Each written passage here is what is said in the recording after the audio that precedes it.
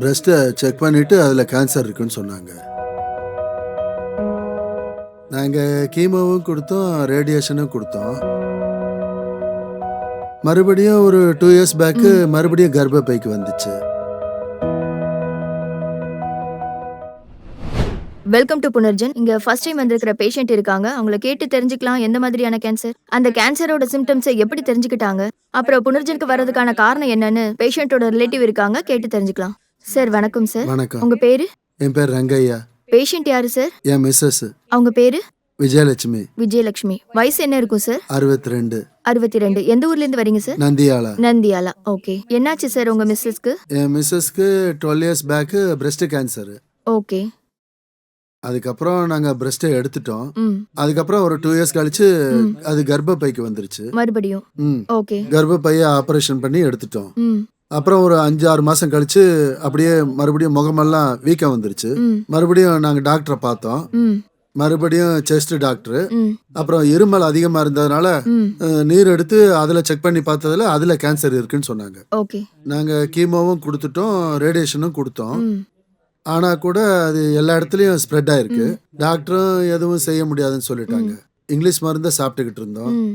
எதுவும் குறையலன்னு தெரிஞ்சுது. ம். அதுக்கப்புறம் மறுபடியும் இங்கே வந்தோம். ம். இதான் நடந்துச்சு. ஓகே. இங்க இங்கே நாங்கள் ஃபர்ஸ்ட் டைம் வந்திருக்கோம். ஓகே. அப்புறம் இந்த இங்கே ஆப்ஷன் வந்து பத்தி உங்களுக்கு யார் சொன்னாங்க? இங்க புனர்ஜன்ல ட்ரீட்மெண்ட் எடுக்கிறத பத்தி? எங்களுக்கு வாட்ஸ்அப்பில் வந்தது, அதை தான் நாங்கள் ஓகே. பார்த்தோம்.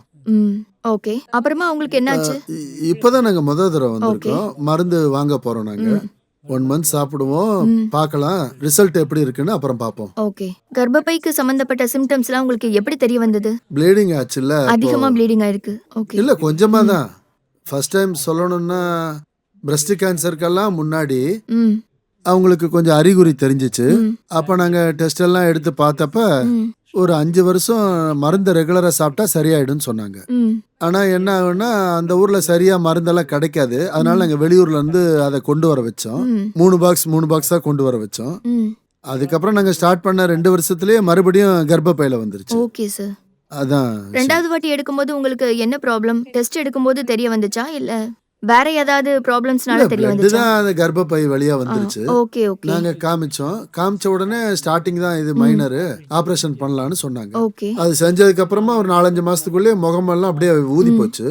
அதுக்கப்புறமா ஆனால் அது எங்களுக்கு சம்மந்தம் இல்லைன்னு அவங்க ஓகே. சொல்லிட்டாங்க டாக்டர். Okay sir. மேடம்க்கு ரிப்பீட்டடா இந்த ப்ராப்ளம் வர்றதுக்கு என்ன காரணம்? இந்த கேன்சர் வர்றதுக்கு என்ன காரணம்? ஃபேமிலில ஹிஸ்டரி ஏதாவது இருக்கா?